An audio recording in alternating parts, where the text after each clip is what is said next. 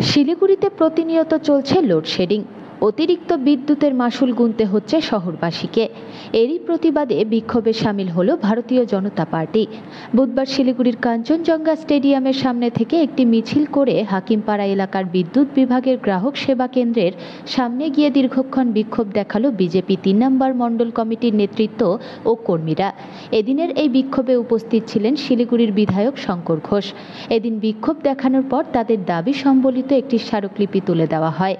মূলত শিলিগুড়ি শহরে প্রতিদিন লোডশেডিং হচ্ছে, তার পাশাপাশি অতিরিক্ত বিদ্যুতের মাশুল গুনতে হচ্ছে শহরবাসীকে। আজকে আমরা এখানে স্মারকলিপি দিতে এসেছিলাম ৩ নম্বর মণ্ডল ভারতীয় জনতা পার্টি শিলিগুড়ি জেলা সংগঠনের পক্ষ থেকে। আমি প্রথমে বলবো যে একটি তথ্য আপনাদেরকে দিই। 6ই জুন এই রাজ্যে বিদ্যুৎ ঘাটতির পরিমাণ ছিল 21 লক্ষ ইউনিট, 7ই জুন 26 লক্ষ ইউনিট, 8ই জুন 31 লক্ষ ইউনিট। এটা থেকে প্রমাণিত হচ্ছে যে রাজ্য জুড়েই একটা বিদ্যুতের সংকট দেখা দিয়েছে। এ ব্যাপারে বিদ্যুৎ দপ্তরের মন্ত্রী, মাননীয় মন্ত্রী, তিনি এই ব্যাপার পরিষ্কার করতে পারবেন।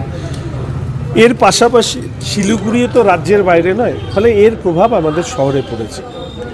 শিলিগুড়িতে এই ধরনের তীব্র দাবদাহ আমরা ইতিপূর্বে কখনো দেখিনি। একদিকে গরম, গোদের উপর বিস্ফোরা, লোডশেডিং, মানুষ অসুস্থ হয়ে যাচ্ছে। এইরকম পরিস্থিতিতে আমরা এখানে এসে জানবার বা বোঝবার চেষ্টা করলাম যে এই লোডশেডিংটা হচ্ছে কেন। এখানকার যিনি দায়িত্বপ্রাপ্ত অফিসার আছেন তিনি যেটা বলছেন যে এই ব্যাপারে অন্য কোনো ধরনের সমস্যা থাকতে পারে, এটা ঘাটতির জন্য হচ্ছে কিনা এই ব্যাপারে তার কাছে কোনো উত্তর নেই। কিন্তু আমরা উত্তর খুঁজতে এসেছিলাম। আমি আশা রাখি উনি না জানলে ঊর্ধ্বতন কর্তৃপক্ষ তারা বলতে পারবে। আমি শুধু আপনাদের স্মরণে বলতে চাই যে একসময় এই রাজ্যে লোডশেডিং ছিল একটা ব্যাধির মতন। দীর্ঘ বেশ কয়েক বছর যাবৎ লোডশেডিং হচ্ছিল না।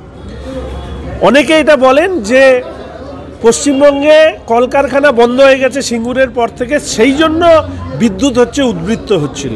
আমাদের রাজ্যের বিদ্যুৎ মন্ত্রীরা বলতেন আমরা অন্য রাজ্যকে বিদ্যুৎ বিক্রি করি। তো আমরা তখন বলতাম যে ঠিকই, কারখানা সমস্ত বন্ধ হয়ে গেছে তো বিদ্যুৎ উদ্বৃত্ত হবেই, তো কারখানা তো খোলেনি। তাহলে এই যে ঘাটতি বিদ্যুৎ, এটা কিসের জন্য? এই যে আমি যে তথ্যটা আপনাদের সামনে দিলাম, এত ঘাটতি